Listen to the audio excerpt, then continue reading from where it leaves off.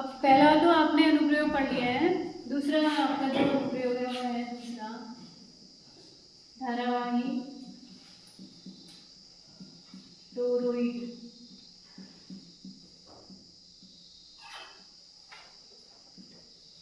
के कारण चुंबकीय क्षेत्र। ठीक है, तो धारावाही टोरॉइड के कारण चुंबकीय क्षेत्र हम निकालेंगे।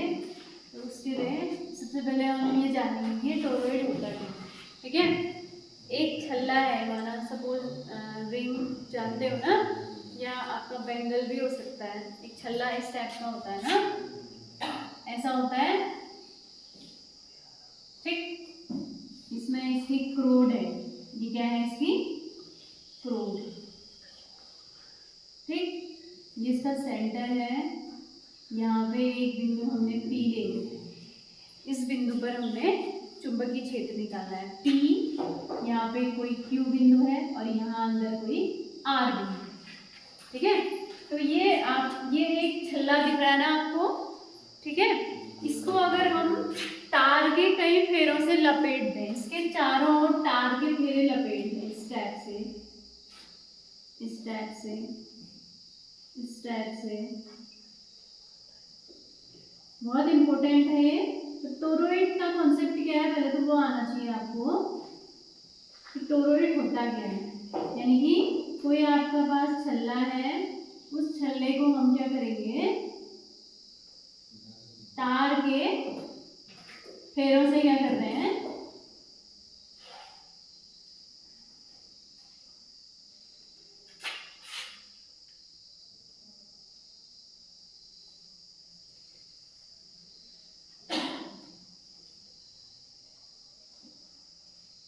इस टाइप से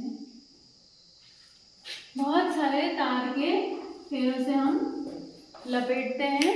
ठीक है, ये एक छल्ला है, इसमें क्या है, ये तार को लपेटते हैं। ठीक है, तो ऐसी जो एक संरचना बनती है इसी को हम टोरॉइड कहते हैं। क्या कहते हैं, टोरॉइड। तो टोरॉइड के क्रोड ये है। ठीक है, टोरॉइड का अंदर वाला हिस्सा ये है और टोरॉइड के बाहर वाला हिस्सा ये है। तो 3 पॉइंट में हमने डिवाइड किया है। टोरॉइड के क्रोड पर हमने P बिंदु लिया है। ठीक है, और अंदर R है और बाहर Q है। तो सबसे पहले हम ये तो जान लिया कि ये है क्या। ठीक है, इसमें बहुत सारे तार के फेरों को एक दूसरे से सटाकर नजदीक नजदीक है ना लपेटा जाता है।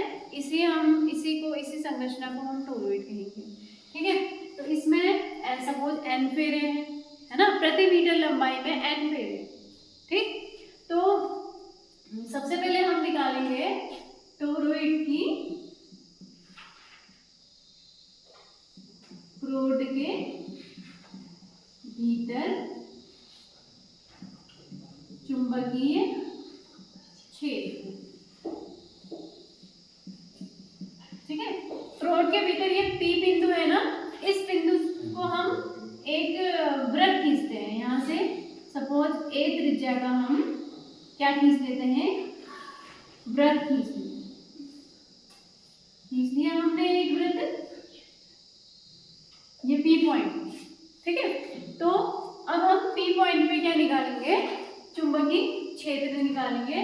टोरॉइड की क्रोड के भीतर चुंबकीय क्षेत्र यानी कि P पॉइंट है उसके भीतर, तो यहाँ पे चुंबकीय क्षेत्र निकालेंगे। तो हम इसमें भी हम किसका यूज करेंगे, एम्पियर के परिपथीय नियम का। तो एम्पियर का परिपथीय नियम होता है closed integration B dot dl equals to μ0 I, ये होता है। तो अब हम पहले B डॉट dl निकालेंगे। B dot dl equals to आ जाएगा, B और dl के बीच में कौन, B और dl जो है एक ही दिशा में है, यानी कि ऐसे इधर को होंगे दोनों। ठीक है, दोनों की दिशा ऐसी होगी।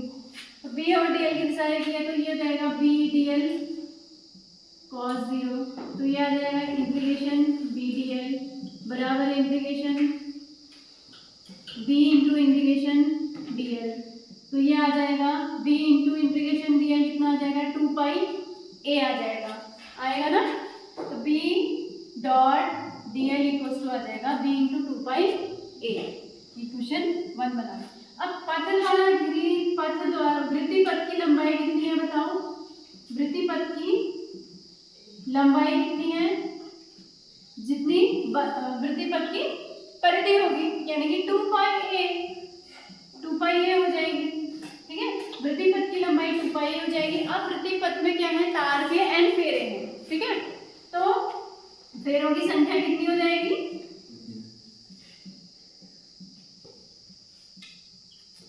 n इंटू 2 पाई ए, यानी कि इसकी लंबाई n इंटू 2 पाई हो जाएगा।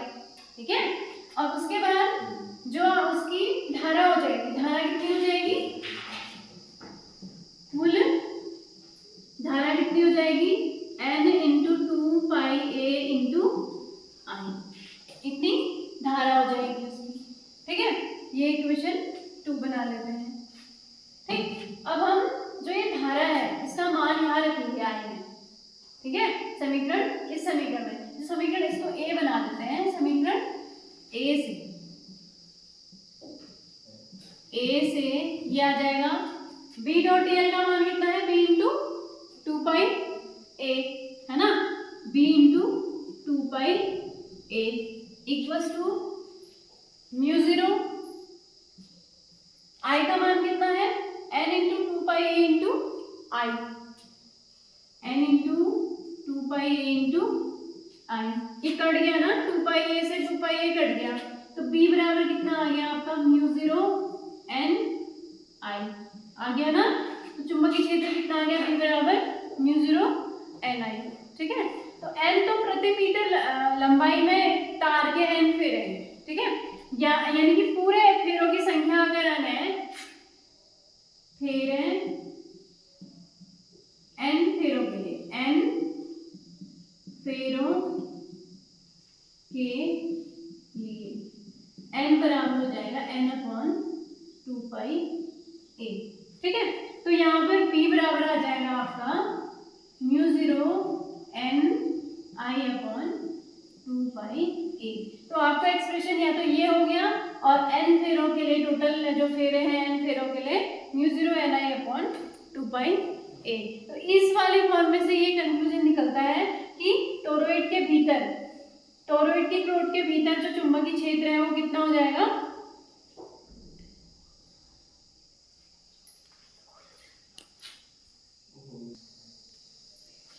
तो जो टोरॉइड के क्रोट के भीतर चुंबकीय क्षेत्र है कितना आया? b बराबर म्यू 0 n आई अपॉन 2 पाई ए। ठीक है, मतलब जो चुंबकीय क्षेत्र है वो किसके अनुक्रमानुपाती है?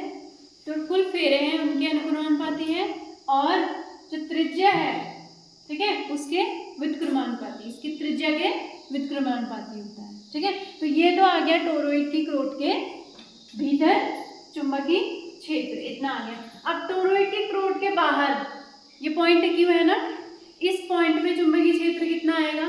इस पॉइंट में चुंबकीय क्षेत्र 0 आएगा। क्यों? क्योंकि इसमें जो धारा है, यहाँ पे तो धारा बह रही है ना इस तार में। ठीक है, लेकिन इस पॉइंट बाहर है। ठीक है, यानी कि जो पॉइंट है इसमें टोटल धारा कितनी है? कुल धारा 0 है, तो चुंबकीय क्षेत्र भी कितना होगा? 0 होगा। और इसमें जो गिरी धारा है वो कितनी है? 0 है। तो इसमें r पॉइंट पे, यानी कि टोरॉइड की क्रोट के अंदर जो है चुंबकीय क्षेत्र वो भी 0 होगा। तो बाहर भी चुंबकीय क्षेत्र 0 है, अंदर भी चुंबकीय क्षेत्र 0 है, और टोरॉइड की क्रोट के अंदर जो है चुंबकीय क्षेत्र कितना आएगा? b बराबर म्यू 0 n आई अपॉन 2 पाई ए। क्लियर हो गया? तो ये एम्पियर का परिपथी नियम जो था उसका अनुप्रयोग है। ठीक है, पहला क्या था? अनंत लंबाई के धारावाही तार में चुंबकीय क्षेत्र, है ना, वो आया था आपका b बराबर mu 0 i upon 2 pi r. ठीक, और उसके बाद टोरॉइड के लिए ये इतना आ गया, और बाहर और अंदर जो है इसके जो चुंबकीय क्षेत्र होगा वो क्या होगा? 0 होगा, क्योंकि उसके द्वारा घिरी कुल धारा कितनी है? 0 है। क्लियर हुआ? तो यहाँ से ऐसे आएगा।